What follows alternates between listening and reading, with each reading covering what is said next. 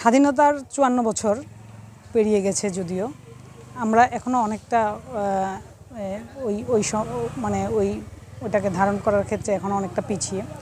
তো এই ৭ শহীদের যে মাজার কলমাকান্দার লেঙ্গুড়া এবং ফুলবাড়িয়া ১১৭২ নং পিলারের এখানে, তো এখানকার যে আসার যাওয়ার জায়গাটা, আমি এখন থেকে যে ২০ বছর আগে যেরকম মানে কষ্ট ভোগ করে আসতাম, এখনও সেই জায়গাটা রয়ে গেছে। এই জায়গা থেকে আমরা উঠতে পারিনি।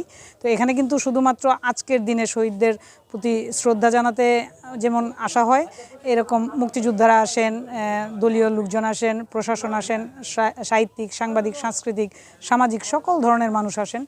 সেই রকম কিন্তু সারা বছর এখানে কিন্তু ঘুরতেও আসেন মানুষ এবং শহীদদের প্রতি শ্রদ্ধা জানিয়ে যান, সম্মান প্রদর্শন করে যান। বিভিন্ন এলাকা থেকে ঘুরতে আসেন, এটা সেভাবে পরিচিত হয়ে গেছে।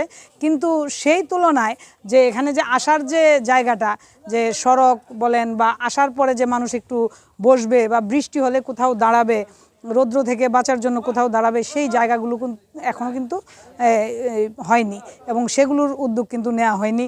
ধীরে ধীরে দেখা গেছে যে একটা পর্যায়ে তাও মানুষের মধ্যে বিচ্ছিন্নতা লক্ষ্য করা যাচ্ছে। তো আমরা মনে করি যে আগামী প্রজন্ম যেন এটার এই শহীদদের আত্মত্যাগের ইতিহাস, ঐতিহ্য সেভাবে ধারণ করতে পারে। সেজন্য আমাদেরকেই এই নতুন প্রজন্মের কাছে মানে ভালোভাবে সেই তথ্যগুলো পৌঁছানোর জন্য কিছু কাজ করতে হবে। সেই কাজগুলো যেগুলো এখনও হয়নি, যেমন রাস্তাটা কিন্তু এখন অনেক জায়গার অনেক ধরনের বড় বড় রাস্তা হয়ে গেছে, এলিভেটেড এক্সপ্রেস হয়েছে, বড় বড় সেতু হয়েছে, কিন্তু এইরকম জায়গাগুলি, এগুলি হচ্ছে প্রাকৃতিক সৌন্দর্যের লীলাভূমি আমরা যদি বলি যে কলমাকান্দা এবং দুর্গাপুর।